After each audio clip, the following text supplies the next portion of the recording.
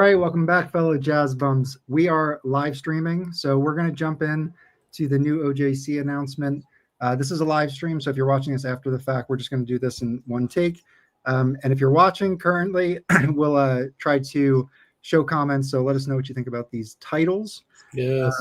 Yeah, and like and subscribe. We have the Jazz Bums Discord, which was pretty active this morning, talking about these 4 titles.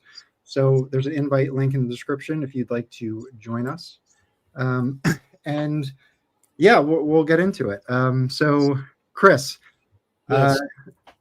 what do you think about the OJC series in general? And do you have any OJCs, these new OJCs? Oh yeah, I don't have as many as I would like. I've got 4 or 5 of them probably. I mean, they're great. They're on par with Tone Poets and Analog Productions and all those sorts of things.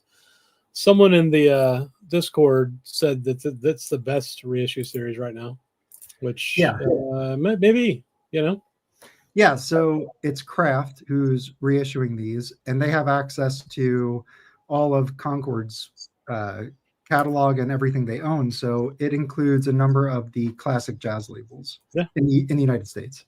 Yeah. So it has a pretty kind of it does have a big range, although sometimes their selections do seem like they strike a similar note. A lot of the titles are late 50s or early 60s, although there is a title in these 4 that is late 60s, so that's kind of cool. Yeah.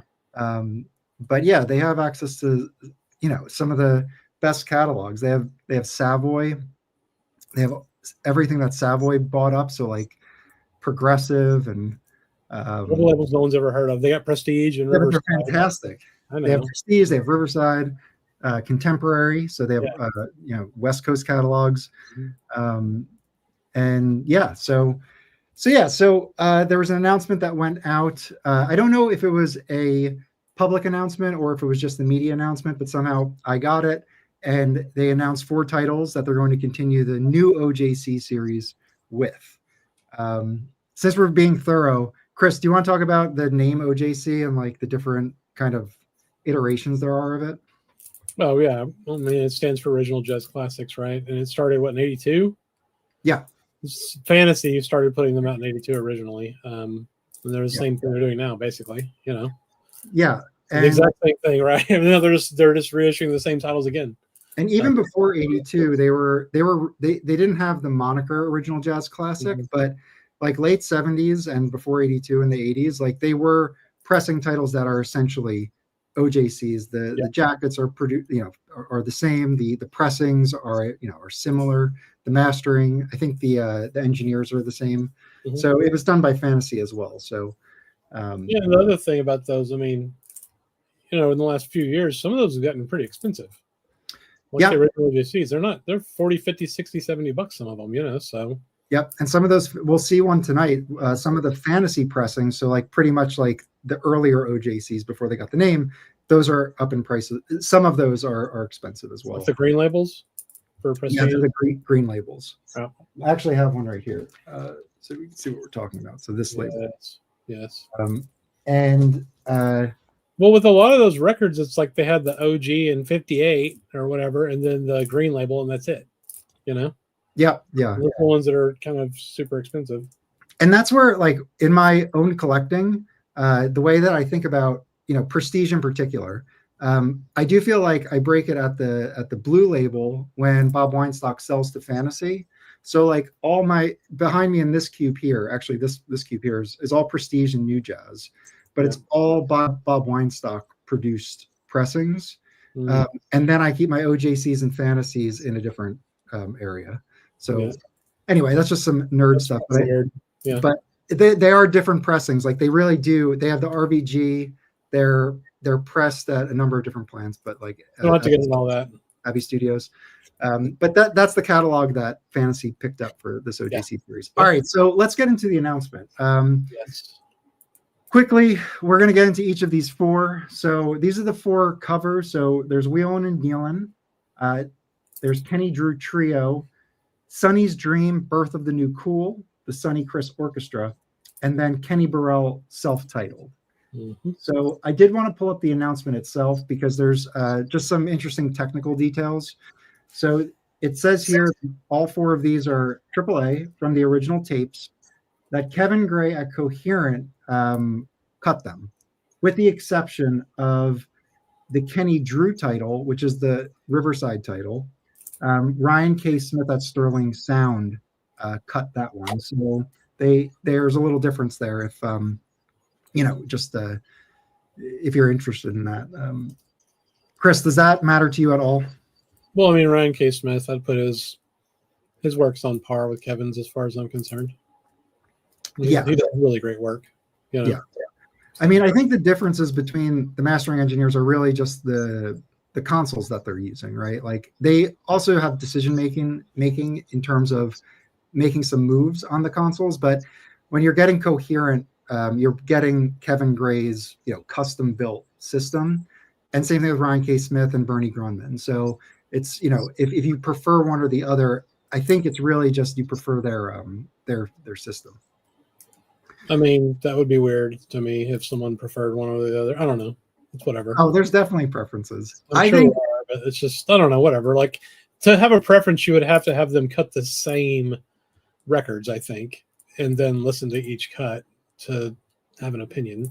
Otherwise, well, people say they have preferences. I've definitely heard yeah, that's fair. And the dates, so they're available for pre-order. I'll bring up the screen again here. So you can pre-order them on Craft today. The releases arrive August 22nd and September 26th. So there's going to be 2 released in August, 2 at the end of September. And there's also digital editions as well. So I did pull up, I thought this was kind of interesting. So this series has been going now for a number of years, maybe 2 years or so. Yeah.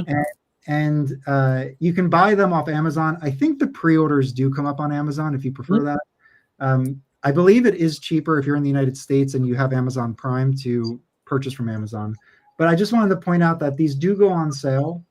So you can see The Musings of Miles, which is a great title that was released earlier this year, is now on sale. So in terms of buying these, I generally like to wait for the titles that I want. Just because I know they'll be in stock, and I'm in no rush. What do you think about that, Criss? That's a dangerous game you're playing there. I think figured you'd learn your lesson on doing that, saying that before, that you can just wait, when you buy some obscure bullshit that no one cares about, instead of maybe a Wayne Shorter record. I don't know. Yeah. Criss is making that. No, I think that no. I mean, it's cool. They're they're widely available. You can buy them everywhere. Most people's record stores, if they have any kind of jazz reissues, are going to have them in stock too. Yeah. So anyway, just a tip there.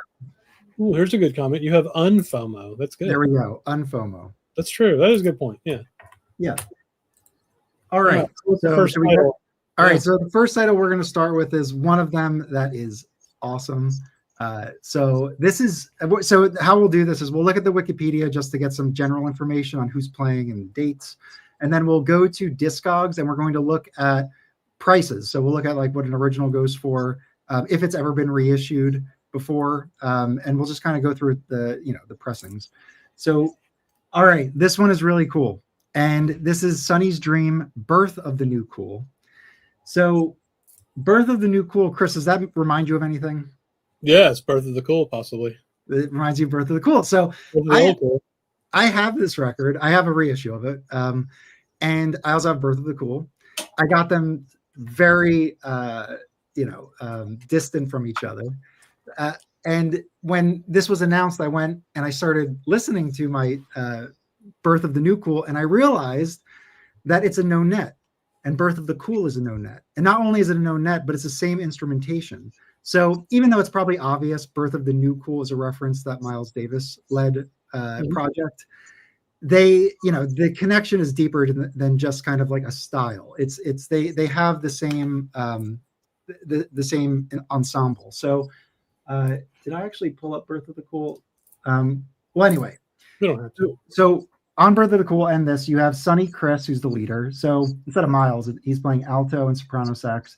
Then you have Conti Condoli on trumpet, Dick Nash trombone, Ray Draper tuba, Dave Scher alto sax, Teddy Edwards tenor, Pete Criss on baritone, Tommy Flanagan piano, Al McKibben bass, and Everett Brown Jr. drums.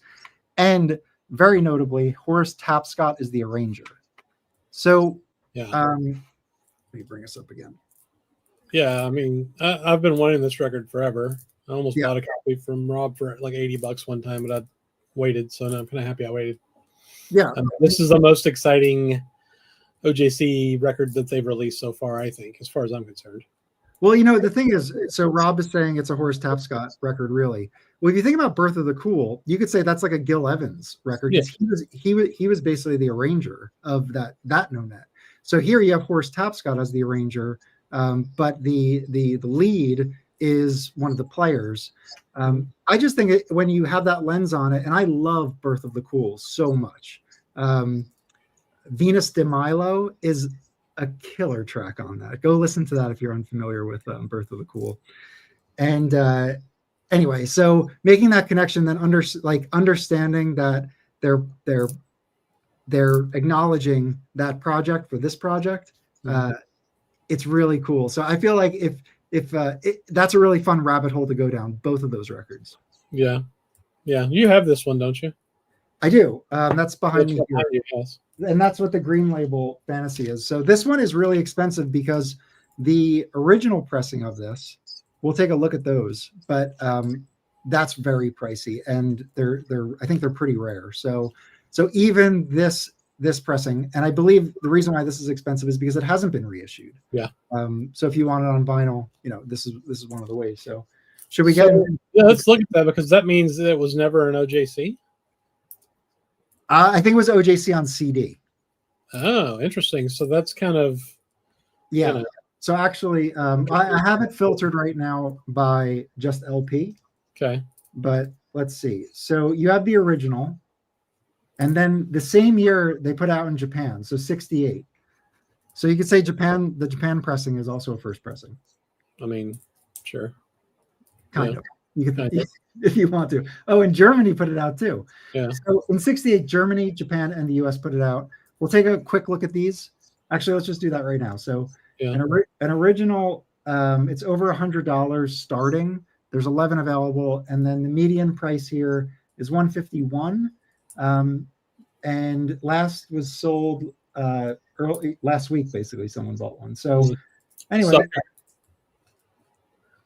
Somebody bought one last week. They could have just waited and bought this nice reissue. Yeah, they could have. So that's the original US, and it comes with this stereo label. The new one comes with this label too, I believe. Yes, I think so. Really cool. Which is a nice attention to detail. Okay, so let's take a look at this Japanese one, 68.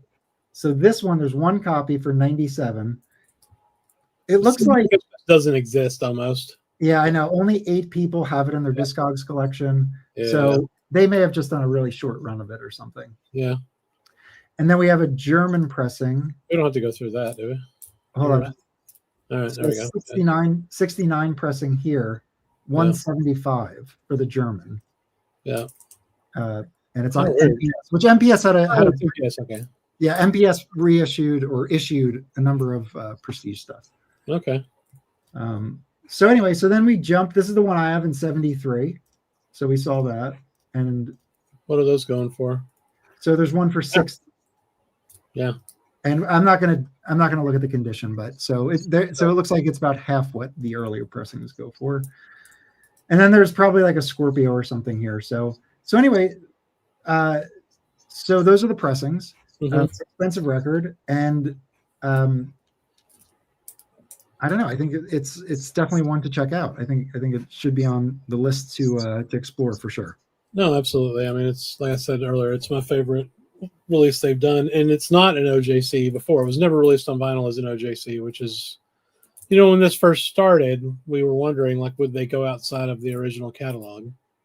You know, the original like LP catalog they released and they have now. So I don't know if they have with any of the other ones, but this is definitely one of them. So that's cool, because that means that basically anything's available to them, which makes sense. Yeah. You know? So that one is exciting. All right, let's move on to our next title. So the next one we're going to look into is Wheelin and Dealin. So right off the bat on the cover, you can see it looks like a jam session record. Like, Prestige It is was, a jam session doing, record. what's Yeah. that? I'll qualify it as a jam session record for sure.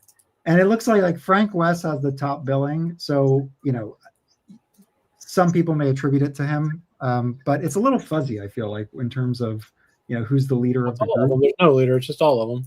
Right. So this one they're doing Mal Waldron composition. So early Mal Waldron. So you can argue it's a Mal Waldron record. There's Wheelin and Dealin, that's Mal Waldron's, and then they're doing an Illinois Jacket, Robin's Nest, and then they're doing this standard. Yeah. So we got Coltrane on it, tenor, Paul Kinochet on tenor, Frank West, tenor and flute, Mal Waldron piano, Doug Watkins bass, Art Taylor drums. It's a Hackensack session from 57. And I believe this will be, I'm guessing it's a mono, that it was recorded in mono, but we could take a look. Yeah, we can take a look. I don't know. So what do you think about this this session, Chris? I didn't know this record existed before today, but I streamed about half of it on YouTube, and it's really good. So we always like the jam session-ish records, they're just great on Prestige. Well, I listened to it. I have a number of sessions like this, and I will say, I love flute. Like when Dolphy plays flute, I kind of like flute a little bit more out. Straight ahead flute is something that, at least on this record, Frank West, I love Frank West, but I just felt like I didn't, I think I'm going to pass on this title, and everyone can hate me. Be wrong. It's okay to be wrong. No one cares. I'm just kidding.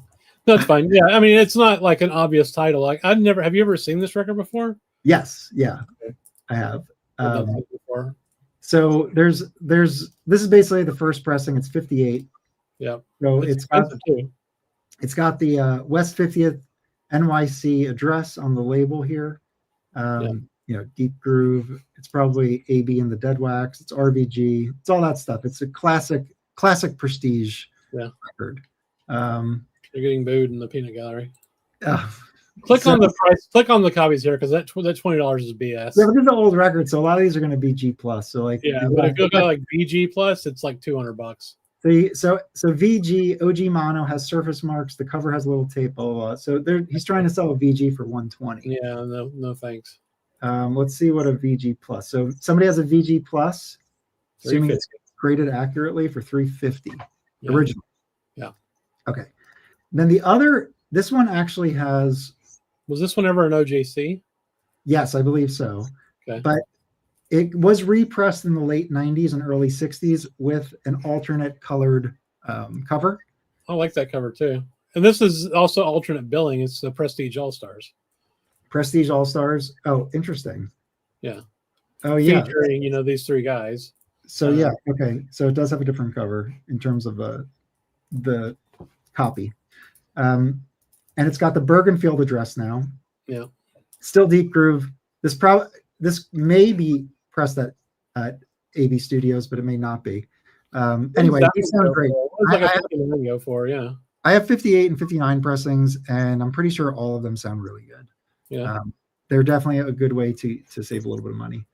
And then there's a 64. So this is going to be the Blue Trident. Yeah.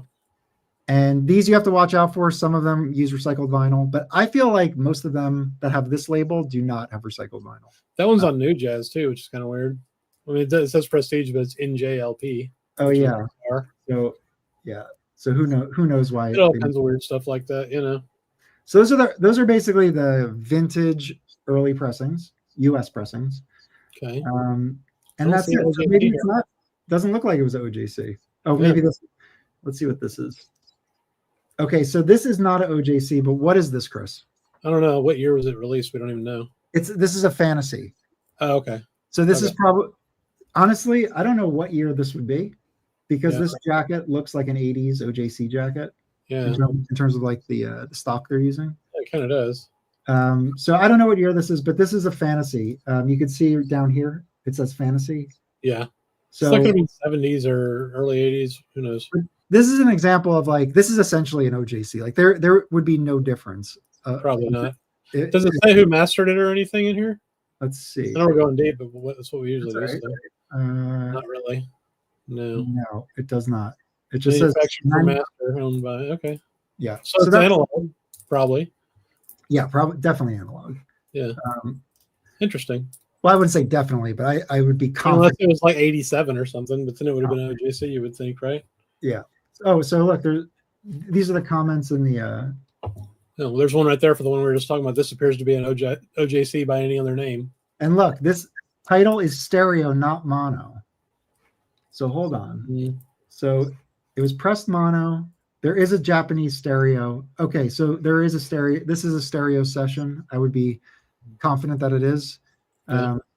So I would assume this reissue will use the original cover and original everything, but it'll be a stereo. Does it say? I don't think it does say in the announcement. Let's go to. I'm sorry. If we go to. It's like on OJC right there. Oh, it's just the announcement. That's yeah. the announcement. So here. Let's see. Yeah, I read this. It doesn't say. Huh. That'll be interesting. Hold on. Features. If they're using the original tape and it's in stereo, I would, because I believe they did that with the Quest, Mal Waldron, the Quest. Okay. That was originally mono on New Jazz, and then later reissues did the stereo because the tape exists. You actually have a copy of that, Criss. Yeah, I have the one with the psychedelic cover. Yeah, I need to buy the new one though.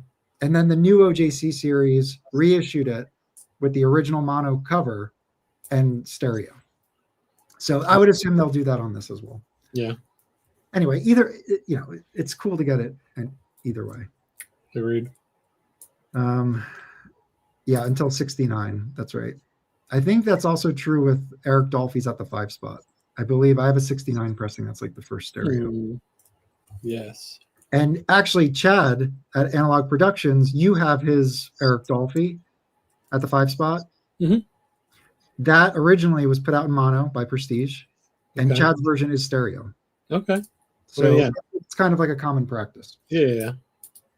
Okay. But they probably just listen to which tape sounds better too. Well, it's probably just the stereo tape, and they would fold it down to a mono.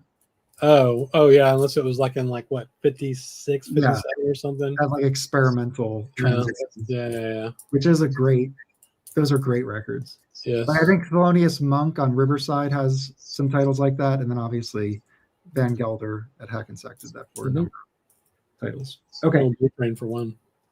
Cool. All right. So what do you think? Let's take a quick check. So we had those 2 titles. What do you think so far? Greatness. I mean, the Sonny Criss is like in a separate league to me. Yeah. But no, this is a cool title that I don't think would be expected, which is kind of nice. Like, it's not another Bill Evans. It's a solid pick. It's a solid pick. It's neat. Yeah. Hasn't really been done since that mystery, 1979, 1980 copy or whatever. So yeah, it's pretty cool. Yeah. All right. So let's keep moving. We're doing this next one, Kenny Drew Trio. This is the one that was Ryan K. Smith mastered. It is on Riverside, and it's Kenny Drew leading a trio. I want to make one connection here. Okay. And that's the trio is Kenny Drew, Paul Chambers, Philly Joe Jones. And this is recorded in 1956, September 1956. So Paul Chambers, Philly Joe Jones at this time were in Miles's first quintet.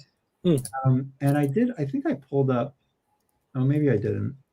But if you look at like your copy of Steeman, that's a December 56 session. So just a month after this Kenny Drew. And it's got, Paul Chambers, Philly Joe Jones, and obviously Red Garland's the piano player. Right. Here, they're playing with Kenny Drew. And Kenny Drew sounds great on this. This is the title I'm most excited for out of the 4. I have really been getting into piano trio records. Yeah. Way more than I ever have. I really have been preferring listening to piano trio. So this is right in kind of what I'm listening to. Mm-hmm. And I think it's a great record. Like Kenny Drew on it. I think how he sounds on some of the Norman Granz titles, those early Kenny Drew, like some of the first ones, to this title, it's like a leap and a bound in terms of his playing on this, I feel like. Although those other titles are cool. but like I feel like they're totally like not totally, but they're in a way kind of more in the pocket and grooving, where this is more, I don't know, like maybe like a little bit more bebop style. Sure. More like Miles is kind of like hard bop style. Maybe that's a better way to put it. Well, yeah, I mean, it's 1956, right? So right, and it's with these guys who were playing with Miles at the time. So they're just doing all hard bop shit forever, right? Yeah. Yeah. So anyway, so this is a really cool title. Check out, and we can look at how much. Well, what do you think about the title, Chris? I'll probably get this one. I mean, I listened to about half of it today, and it was good. I'm not really like in the trio mode right now, though. So it's not. It wasn't nearly as exciting to me as the Sonny Criss or the Wheelin and Dealin. Honestly, just listening to them, but I definitely want it. So that's yeah. I'd say it's right now. It's in third place, which is kind of surprising me because of the Wheelin and Dealin. I was just like, whatever until I listen to it. So, oh, thanks, Mike. That is a great cover. So let me pull up a big cover. All right, so this is the original pressing. Yeah. So this cover here is Roy de Carava, Roy de Carava, and yeah, it is a great picture. Do we know who it is? Do you know who it is, Mike? Nuts and Tones? Who's in the photograph? Is there anyone particularly, or is randos? Subjects. Let's see if there's any. Let's check. They don't mention it here. No. Look at this. Penguin Guide. The Jazz gave it 2.5 stars out of 4. I mean, out of 4, that's not the worst. I disagree. with it. I think. Yeah. I think this one might be. I'm going to say this. I think it might be overhyped, just because it's rare. Me? No, not by you. Just in my mind. Because when I saw it, I was like, "Holy shit! This looks amazing!" Because I've always known that record existed, but I don't know. We'll see. Well, let's see what they're doing on it. So they do Caravan, right? Yeah, that was a really good version of Caravan. I did like that. The Ruby, My Dear, was pretty cool too. They do Monk. Yeah. They do this Hank Mobley song called Weirdo. Yeah. They do a standard here. They do more standards. Then they have Blues for Nika, which is a Kenny Drew composition. And then Only a Paper Moon, which is one of my favorite standards. I love that song. Yeah. Yeah. I'm not shitting on it. I'm just saying I'm more excited about the other two. But yeah, this is a big title. So produced by Orrin Keep News and Bill Grauer. This is a 56 session. So, that's mid 50s. Like, 55 is the first year jazz records came out in 12-inch format. Before that it was mostly 10-inch. I mean, there were some, like Columbia had some 12 inches, but like, the Blue Notes were 10 inches, 55. So this is just a year after that. And if you think about where the music was, like this was I think the most exciting time in terms of Rudy figuring it out in his Hackensack place, all the guys in their early iterations of their hard bop groups figuring it out. It's all fresh and new. There are a lot of young players. So this is a great, fun time. And these records are some of the most expensive because they're so early. They didn't press that many. True. Like 56. Like, let's take a look at how much an original. Mark here says it's one of his top 5 jazz records. That's a ringing endorsement. Wow. Yeah. So let's take a look at how much these go for. All right. So this is the first pressing. It's got a pretty wide range. So the high is over 1,000. Let's click into this one. I bet that 175 is like took a dirt nap piece of crap, Okay. So actually this is the last sale was over $1,000 for a VG Plus with superb playing, overall clean sound. Somebody paid $1,000 for that in Europe. Yeah. Then you have a fair copy going for 45. So people even want like the beat up ones if they're cheap enough. I guess. VG for 600. That's last year. Yeah. A G Plus, maybe I'm not going to read this whole description, but it's he probably sells it and he gets 300. So it's an expensive record. But again, let's see how many people have it. So 92 people have it. So it's pretty low. Yeah. And again, it's a 56 record on Riverside. So how many, could they have? Yeah, we don't know how many they pressed back then, but if it was like more than 3,000, it was probably a lot. Yeah. What's cool is we won't go through everyone, but I did notice. So Jazzland is a label by Orrin Keep News that's essentially, putting out material that he's recording that he's not putting it on Riverside. I don't know if it's a sister label or whatever, but they share material. So in 1960, he reissues it on Jazzland, and you can get a copy for way cheaper. And this is a vintage pressing. It's not obviously a first pressing, but if you're interested in just getting like an old pressing of it. That's a stupid name though. Tough Piano Trio, and it's a horrible Tough Piano Trio. Same guys. It has this orange label. So this is actually a smaller label than usual. It's like I forget what it's like 80 millimeter or something. It's whatever. Like yeah. So that's kind of cool. But yeah. So anyway, so that's another way to get it. We can see.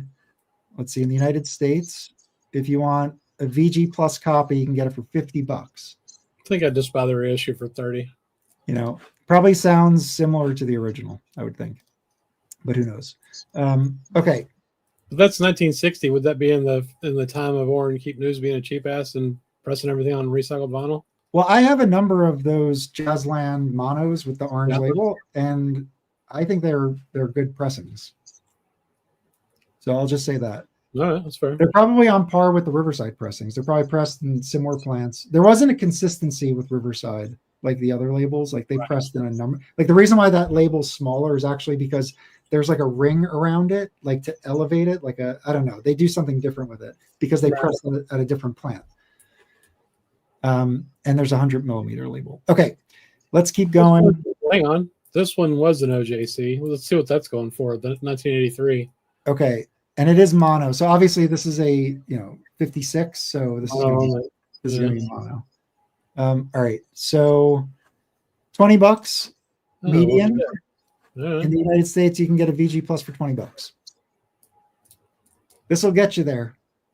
Well, I'm going to throw another $10 on and get a mint one, I think. Yeah. But if you had this one already, would you replace it? If I had one already and it was sounded good, no, I would not replace it. No, those OJCs are great. Yeah, agreed. I would definitely not buy another version. No. Yeah. Okay, so there's the OJC. And anything else? I mean, I've done that some, but it was like with the 2015, 2017, OJC represses. Oh, Mark has the OJC. Yeah, but it is right. Okay. Cool. This is a really cool one. I didn't realize there was an OJC of this, but it's a good choice. It's not expected, I don't think.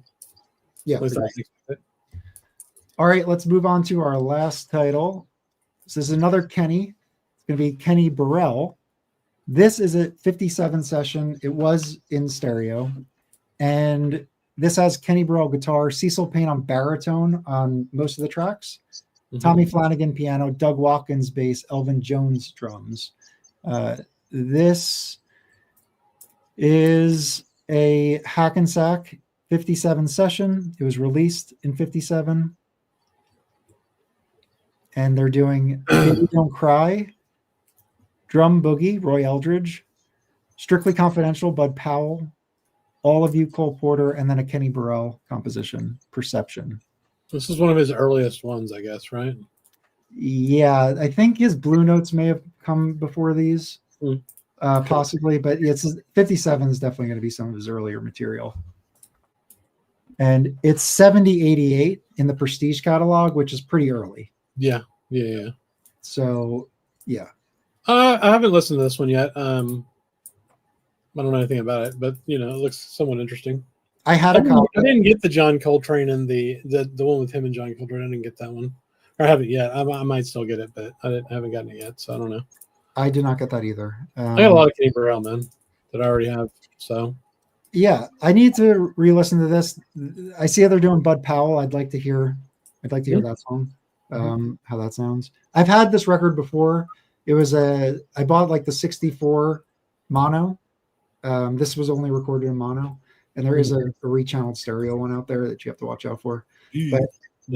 But I had the 60, but it was on recycled vinyl, and it ruined the music. Yeah. So I didn't really get it. Was doubly shitty. It was like rechanneled stereo and on recycled vinyl. Jeffrey, no, it was mono, but it was on recycled vinyl. Oh, it was mono. Okay. Yeah. Right. So that was kind of a bummer. And then recently I had a chance to buy one for $125, which is actually a pretty good deal for a VG Plus copy. But I felt like it was just too expensive. It wasn't too expensive. I just didn't want to spend that much. Yeah. Well, And I kind of regretted it. So I was happy to see that that's going to be an OJC. Yeah. So if I want to get it, I can pick it up. Right. When you're 75. Yeah. So let's take a look at the pressings. So the original mono, the median is 180. Okay. Yeah. It's sold as high as 662. Let's just take a look. You would expect it to be expensive with it being 57. So a VG Plus copy sold for 400, a near mint 400. Yeah. So that looks like it's an expensive record. Yeah, for sure. And we don't have to get into ones that are for sale here, but it has a great cover. It does have a great cover. And the reissue, I wish they just used this cover because they redesigned it and not as good. The new one? No. The first reissue, the one. Let's look at that cover. Yeah, I saw that. So, and does it attribute who? Let me just see if there's. Did we talk about who's on it already? I think we did. Yeah. Yes, we did. That is, so Cecil Payne, Tommy Flanagan, those names do make me want to listen to it. Yeah. All right. So this is the first. So this is the. So I had the mono one here with the Bergenfield. No, not that one. That's not a horrible cover. I don't hate it. Hold on. It was. I don't know. Maybe this one. Sorry. Anyway, look how many times this thing was touched. Yeah, but that's all in the same year. I had this copy right. with the Bergenfield, so I thought it was safe with the Bergenfield address. Yeah. But you can even see here. Look if you look in the dead wax. I don't know if you could see it, but there's specks there. Yeah, and that's because it's recycled vinyl, and it really sounded terrible. That makes sense. Yeah. So, and I think the cover here is not as good. What's this? Yeah, it's not as good, but it's not the worst. But it's not the worst. What about the music? Did you like the music? I mean, are you gonna consider picking this up? I mean, so I streamed it today just to kind of revisit it, and I don't know. I thought it was fine, but it just felt so straight ahead that I just didn't feel like I needed it. Like I have Kenny Burrell, I have Cecil Payne, I have these players. They're already playing like this on other records. So do I? You only need one Miles record then. Well, I'm just saying that in my calculus. No, I understand. I agree. I just said that earlier. I got a lot of Kenny Burrell. I don't know how to listen to it. I might go check out the one with Coltrane too, though. The one they put out before. Oh, this is notable. So this was an Electric Recording Company reissue. They did the original mono with the original cover. Okay. I was thinking about this. Let's see, 600 is the cheapest, and it's sold for just under $7. Yeah. When's the last? It sold. Oh, it's sold. Hasn't sold in almost a year. Yeah. So I don't know all the inner workings of ERC. But I was under the assumption that they were trying to replicate as closely as possible to an original 50s production. But I think the original 50s came wrapped in toilet paper like these do. Well, but not that. But the jacket production and the record creation. But I think that these are one steps, if I'm not mistaken. I think that's why they're limited.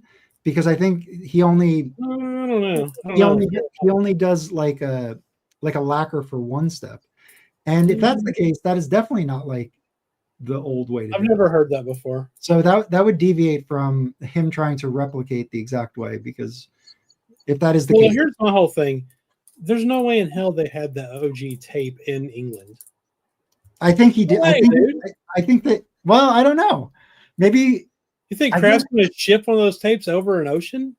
I think he does. I think they do. I don't buy it. I think he probably insures it for an incredible amount of money to make it happen. Maybe. And I believe a copy tape from England from back in the day. And this guy, I think, does work for, he's in the industry. So I feel like he probably is a trusted person that is able to do that. I mean, he did restore this like 1950s tube cutting system. So, anyway, you know my opinion of ERC. I don't know. I don't know. I'm just playing devil's advocate. All right. So there is an ERC version if you want to go. If you want to waste your money and do that, yes. Yeah. And if anybody knows about the ERC production, drop a comment and let us know about it. But I was just always under the impression that the project was to replicate, as closely as possible. I was under the impression that the project was to separate fools from their money for $600 records, but that's just me. If you're into those, no offense. If you like them, that's cool. Yeah, we're just joking. Yeah. I always say, like, if they did a Columbia Sinatra, I would pick it up. So let's dig this. Let's go to their website because I wanted to look at a few of the. I mean, any other thoughts on these four? I think that's pretty much it, right? That's pretty much it. So I think they're all solid. I think people are going to like it, and they usually do the late 50s, but at least there's that 1968 Birth of the New Cool. I really feel like that's the standout of the bunch. If I didn't have it, I would be picking it up for sure. But my second is the Kenny Drew trio. I'm just into trios right now, and they play great on it. So yeah, I'll be getting that one for sure. But yeah, I think my second's the Wheelin and Dealin, surprisingly. Yeah. Cool. All right. Do you want to go to ERC? Is that what you want to do? No. I want to look at the OJC. Oh, the OJC. They have some others that haven't even been released yet. Okay. And Jeffrey in the comments was talking about VJ. So if you just go to their, there you go. So I'm just going to filter by vinyl. Yes. To make it so there's no duplicates. It didn't work, or did it? Ooh. Yep. Okay. All right. Everybody can see this okay? Yep. Maybe I can. No? All right. That's fine. Okay. So we just had the four we reviewed.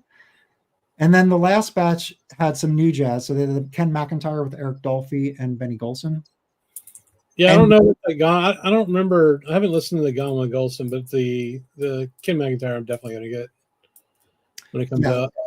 Yeah, that is a cool title for sure. I streamed it when they announced it, and I remember liking it a lot. The Gone with Golson, I can't remember. That's probably really cool too. Let me just see who's on this with them. Yeah, that's fair. So you have Curtis Fuller, Ray Bryant, Tom Bryant, and Al Harwood. So these players have a particular style that I attribute to them, like Ray Bryant and Benny Golson, like all these guys, Al Harwood, like he played with, anyway, they all play like real, like blues forward, style. I'm sure it's great. Yeah. And Benny Golson is, great composer. All right. Then you have the VJs. So the Wayne Shorter and Lee Morgan. One thing to note. Yeah. Go ahead. Sorry. Jump in. So I have that Here's Lee Morgan. I need to re-listen to it because it's a Scorpio copy.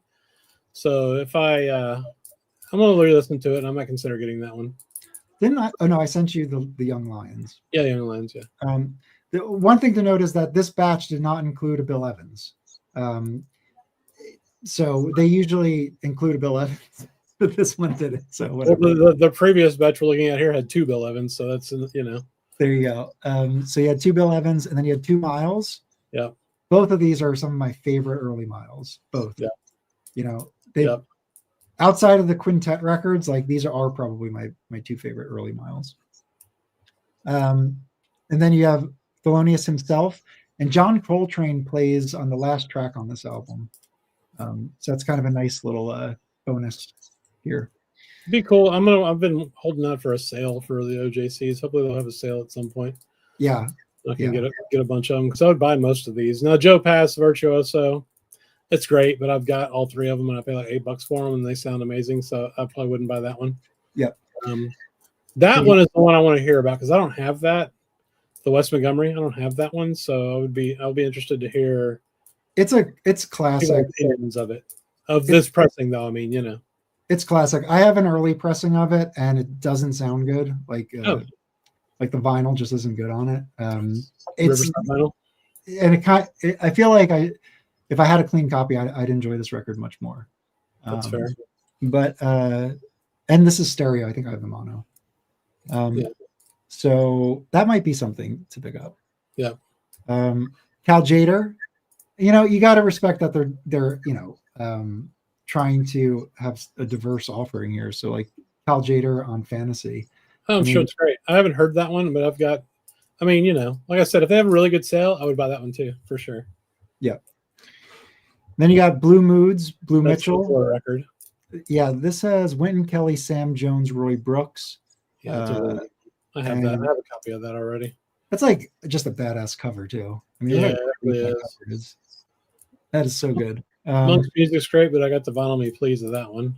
But the Vinyl Me Please, I think, is a mono. Right. And this is the stereo. Oh no, actually, don't quote me on that. Don't quote me on that. I might be thinking of the Analog Productions version. Yeah. But there is a difference because they were recorded differently, and one of them used like a miking system that wasn't as good as the other. I think the stereo is. I think the stereo is better. I think that's. I think it's the opposite of that. So I think this came out when they were first figuring stereo out. Okay. But I mean, I have the stereo and it sounds fine to me, so I don't know. Yeah, I think I have the same one as you. Now we're getting back quite a ways. I mean, these have been out for a while, but I still haven't gotten any of them. Like the Quest, I bought that 69 copy and I kind of paid a little bit more than I should have for it, probably because, well, I didn't know this was going to get reissued, but it's also pretty beat up. It's probably a VG copy. I don't know if Chad's series is over, Jeffrey.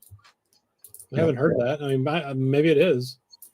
I don't have that John Wright either, which I would like to get. So there's a bunch of stuff here. Yeah, I need to check this out. This is a piano trio. Yeah. So this might be something I need to get into. So you got Wendell Roberts bass and Walter McCants drums. Not too familiar with them. No, neither. I know this is that people love this record. So no releases this year for Chad on guitar. Okay, yeah, that's interesting. And it keeps going. The Cats, the original pressing of the Cats has just skyrocketed in price. It is crazy expensive now for an original. I like that one too. I like that one a whole lot. I bought that one. I did not buy that, but I would like. Oh, I didn't buy it because I had it on an old twofer. Yeah. And I actually think I sold it, so I probably should pick this up. Cursed. Anyway, we're skipping all the Bill Evans. And that's basically it. Yeah. So it's a fun catalog to jump into. There's a bunch of great stuff, and it all sounds good. It feels like they have a. Remember, at first they kind of had they had problems getting them out. The originals pressed, the original releases in the series pressed, and then they were kind of sputtering them out slowly. But it feels like they got their groove going now, and they've got it kind of figured out. They're releasing a couple of them every month or so. So yeah, I agree. They just got to keep putting them out there, and then I'm just gonna wait for a sale. Yeah, me too.